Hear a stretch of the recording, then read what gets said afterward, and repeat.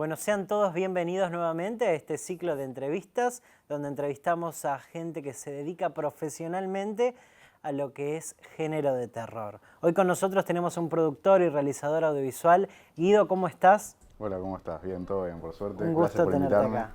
Un gusto. Bueno, contanos un poco de vos. Bueno, yo soy Guido. ¿Veo la cámara? A mí, a mí, ¿A a vos? mí. Perfecto. Yo soy Guido Batajer, yo soy productor y realizador de cine de terror, de cine de género en general. Hago un poco de todo. En cuanto a producción, hago un poquito de todo. Y en cuanto a lo que dirijo, es más que nada terror. Terror. Sí, sí. Bien. ¿Recordás la primer película que te hizo sentir miedo? La primera película que me hizo sentir miedo. eh, Sí, hay, creo que dos películas de mi infancia que me dieron mucho miedo. Una es la de It, la vieja, que tiene a Tim Curry y me daba mucho miedo esa peli. Sobre todo el payaso, no sé, viste, como que tenía pánico a los payasos. Y la otra es una peli que capaz es poco conocida, pero me acuerdo que yo la había encontrado de casualidad, viste, cuando estás revisando en un videoclub VHS, que se llamaba El Barco Fantasma o algo así. El barco fantasma. Y había una escena me acuerdo que la veía en VHS y había una escena muy macabra que es, ahora lo pensás y decís una boludez porque ya sos En grande. la época, Pero en la época me choqueó mucho, era ¿viste? como gore, digamos, mucha sangre, Sí, o más violencia explícita. sí, creo que había una sola escena que era como muy violencia explícita. Eran todos fantasmas igual, como que era como una cosa de que no se sabía si era realidad o no. Pero sí, esa me dio mucho miedo. Cuando era chico me quedó Sí, en sí. el shock, ¿viste? ¿Y desde ese momento sentiste que te gustaba? ¿O cuál fue tu punto clímax, digamos, donde dijiste, che, pará, esto me asusta pero está bueno? Sí, yo creo que el terror, a ver, ¿cómo lo explico? Yo no sé si entré al terror tanto por el miedo o por la sensación de tener miedo, sino que entré más al terror por la estética del terror, por la fantasía, los monstruos. Este, es como que llega un punto en donde cuando ya, viste, ves mucho terror, medio que te pasas de rosca, te deja dar miedo y empezás a encontrar otras cosas en el mundo del terror. Le diste la vuelta, digamos. Entonces, por ejemplo, me gusta mucho eh, Peter Jackson, por ejemplo, las primeras películas en las que es cine de terror, pero tiene como un tono cómico. Es como que se pasa tanto de rosca del mundo del terror, del mundo de la fantasía, que llega a como ser cómico de lo absurdo que es. Entonces eso me interesa mucho y además, bueno, no sé, sigo hablando, ¿no? Sí, sí. Yo considero también que el terror es como que es un género muy popular, o sea, a la gente le gusta mucho sentir terror, sentir adrenalina, sentir el suspenso, ¿viste? De no saber qué está pasando o de qué va a haber detrás de la puerta. Este, y me parece que el terror funciona muy bien como vehículo para contar historias sobre todo tipo de temáticas.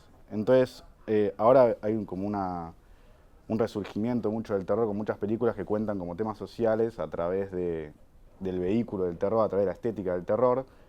eh, y eso me parece súper interesante. Hay un director que es el que el año pasado hizo La Noche de la Desaparición, no sé Sí, si la vieron. sí, claro. Y él tiene un concepto del terror como un caballo de Troya. Es como que el terror funciona como un caballo de Troya porque las personas todas entran a ver al terror y dentro hay un mensaje oculto que cuando vos te vas de la peli te decís, bueno, la pasé muy bien, me divertí con la peli de terror, pero al mismo tiempo me fui aprendiendo y conociendo una opinión nueva, cosa que es súper interesante. ¿Sentís que el género terror cambió tu forma de ver la realidad del mundo cotidiano, digamos? Mm, No sé, creo que sí, o sea, en algún punto haces catarsis más fácil de un montón de cosas, el miedo a la muerte, y bueno, qué sé yo, no Sí, sé. claro. Este, pero creo que las ideas mías siempre estuvieron y el terror llegó como forma mía de poder proyectar y expresar esas mismas ideas. Contame un poco de tu corto, tu último corto, tus proyectos, qué se viene. Bueno, el último corto que hice fue Ver Más Allá, que lo hicimos en la competencia Fin de Semana Sangriento. Lo dirigí con un chico que se llama Gonzalo, de Siniestro Producciones. Y fue un corto que hicimos mucho hincapié en una gran producción, en que el corto esté técnicamente muy, muy bien, sobre todo porque el desafío era hacerlo en 72 horas. Entonces buscábamos hacer como una maquinaria para hacer el corto, porque yo soy productor y director al mismo tiempo, la parte de producción me fascina. Entonces queríamos como generar una maquinaria que haga el corto perfecto en 72 horas. Entonces la preproducción de conseguir las locaciones, de tener tipo una cartilla de locaciones, los horarios, jornadas de 8 horas tipo estrictas, 8 y 8 horas. Después la edición, que fue una isla de edición en la que teníamos a los editores, a los diseñadores de sonido, a los coloristas, y todo como que estaba pensado en todo un recorrido para poder generarlo, y lo terminamos a las 6 de la tarde, lo terminamos rápido, y como que el desafío principal era ese.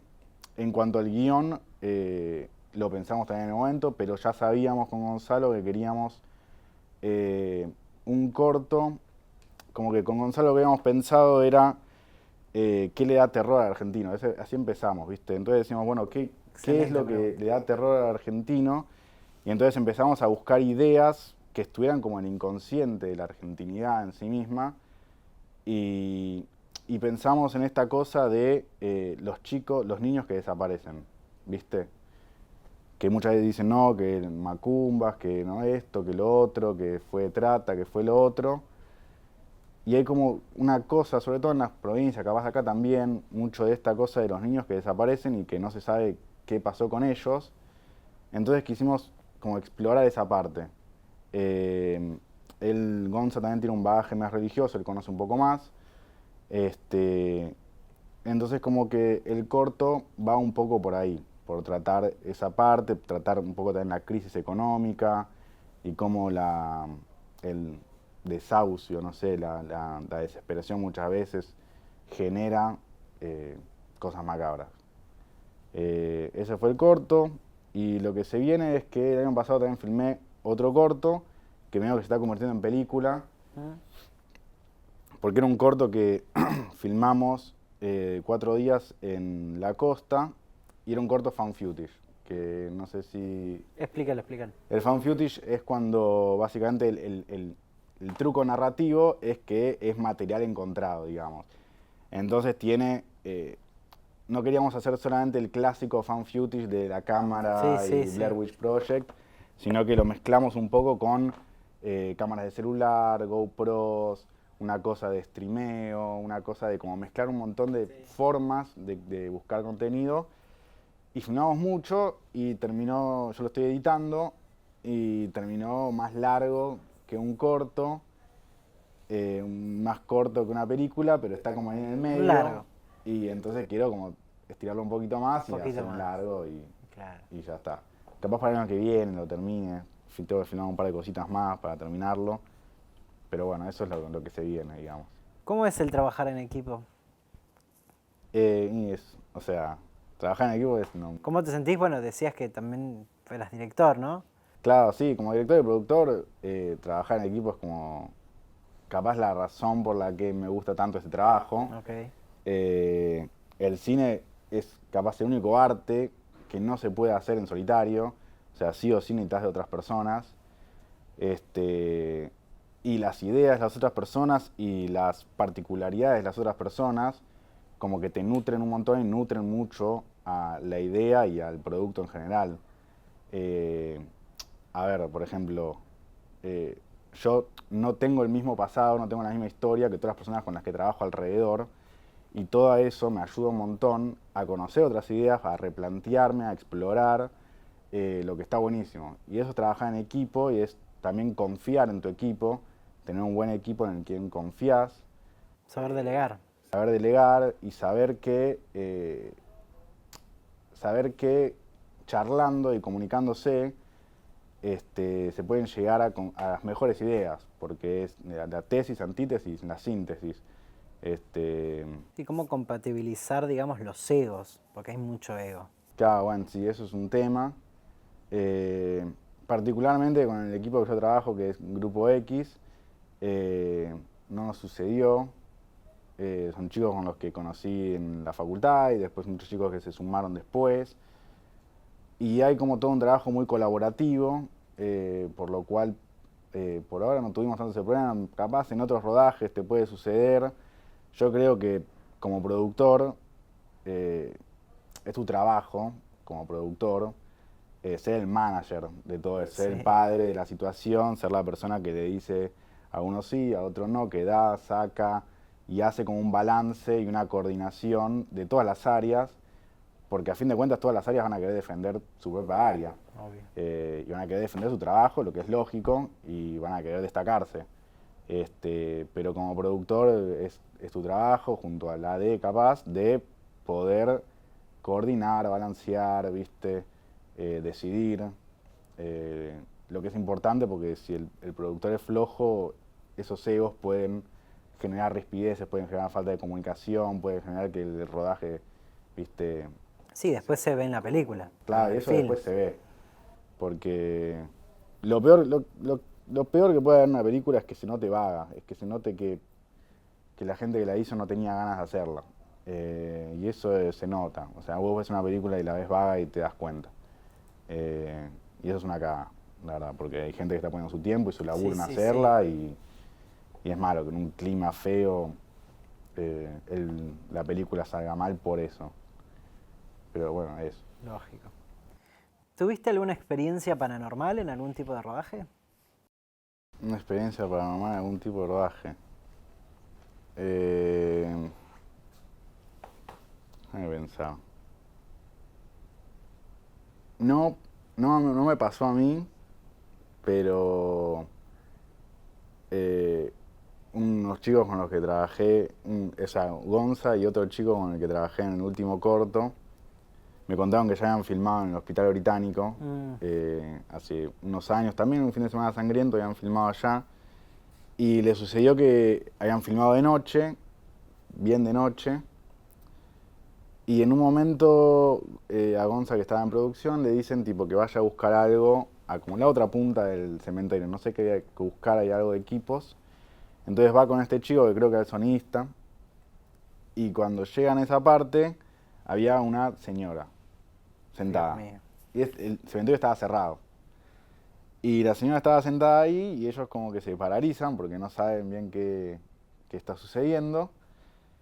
Y cuando se van acercando, la señora como que se empieza a ir. Y ellos como que medio que les dio miedo y volvieron al set. Sí. Y después lo contaron y como que cuando lo contaron le dijeron imposible porque está cerrado el cementerio. O sea, no puede ser. Y desde ese momento se quedaron con la duda de si era una persona haciendo un chiste, había metido, si claro. era alguien que se había metido. Nunca sabremos, básicamente. Pero hay muchas historias de eso, de la mujer en la ruta, no sé, y es da caso. Además, el cementerio de noche Hay que es tener, complicado. Es complicado. Bueno, el cementerio como locación, y vamos a la última pregunta. ¿Tenés alguna locación que vos digas, es un utópico, ¿no? Quizás es imposible, pero qué ubicación te gustaría decir? Yo me gustaría grabar acá, no sé qué, pero me gustaría grabar en Buenos Aires acá, o en alguna parte del país, ¿no? A mí personalmente lo que me gustaría mucho grabar es en la selva. Mirá. Capaz en la selva de Misiones o alguna selva en particular. Misiones puede ser. Cuando era chico me gustaba mucho Horacio Quiroga, los cuentos de Horacio Quiroga y toda la fantasía y el aterrador de la selva. Entonces, si pudiera en algún momento filmar en alguna locación en la selva, una historia bien, me encantaría. También en el desierto me encantaría filmar, tipo un desierto, tipo toda arena o en la Patagonia, no sé. Lugares así más extravagantes. Más, sí, claro, sí, esos lugares me encantaría. Bueno, bien, muchísimas gracias por venir. No, por favor. ¿Te quedó algo para decir? ¿Algo para decir, un cierre que quieras hacer para todos los que están incursionando en este género? No, nada, que es un género hermoso y que compitan este año en el Fin de Sangriento, que es una buena experiencia para hacer sus primeros cortos de terror, y que hagan, básicamente, hagan y den su voz y muestren lo que hacen, porque a fin de cuentas, por más que a la gente no le guste, por más que sientas que no sirve para nada, es lo que hacemos y a fin de cuentas es lo que queda de nosotros. Entonces, nada, solamente eso. Guido, gracias. Muchas gracias. Gracias.